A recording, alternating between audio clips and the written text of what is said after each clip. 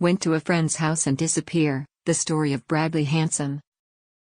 13-year-old Bradley Blake Hanson left his Phoenix home on the morning of November 10, 1995, seemingly to go to school for the day.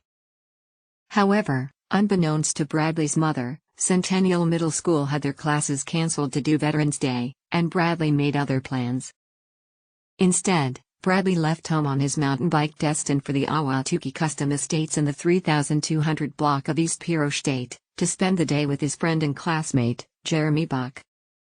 As the day went on, Bradley's mother realized that school had actually been canceled for the day, and attempted to contact him in order to find out where he had gone. She paged Bradley throughout the afternoon, but he had never responded, and he wasn't at home when she returned that evening. This prompted his mother to contact the police and report her son as missing.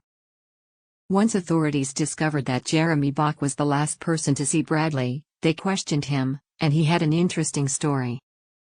He claimed that he and Bradley had playing with firearms and that Bradley had accidentally fired the gun, making a bullet hole in the wall. Once Bradley realized what he had done, Jeremy stated that Bradley panicked and took off on his mountain bike. This seemed to be enough of an explanation for the police, who then classified Bradley as a runaway. 2 months went by when sanitation workers who were collecting garbage at the Bach home noticed bloodstains on both the top and the sides of the family's trash can. The sanitation workers contacted the authorities about their discovery, and police subsequently searched the trash can. Inside the trash can, they found 2 inches of blood and body fluid pooled at the bottom, as well as bloodstains inside the Bach's kitchen. Authorities re-questioned Jeremy, who now changed his story. He claimed that he had shot Bradley in the chest, on accident, and stuffed his body into the trash can that was destined for Butterfield Station landfill. Jeremy would go on to tell different versions of how this accident took place, and authorities didn't believe him. They felt that Jeremy had shot Bradley over a dispute about a girl that they had both dated at one point, and pointed to the fact that Jeremy offered Bradley no help once he was shot, and how Bradley had taken over an hour to die, according to Jeremy. Authorities spent 2 months, and $100,000, searching Butterfield Station landfill, but sadly, Bradley was never found.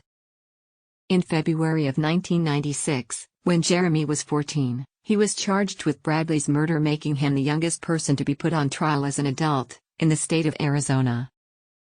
In January of 1998, Jeremy was charged with second-degree murder, and sentenced to a maximum term of 22 years in prison. He was paroled in 2018. When it was discovered that the murder weapon was a gun owned by Jeremy's stepfather, Bradley's family sued the stepfather, stating that it was improperly stored.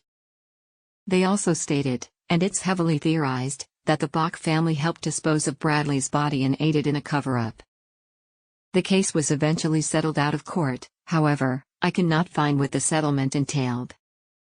Sadly, to this day, Bradley has never been found and is still listed as a missing person. Authorities believe that he is dead, and his body is still in Butterfield Station landfill, with no hopes of being recovered. Although Jeremy was convicted and spent 20 years in prison for the murder, he was released at the age of 36, and free to live the rest of his life, an opportunity that was taken away from Bradley at such a young age. If by any chance Bradley is still alive, he would be turning 40 this November.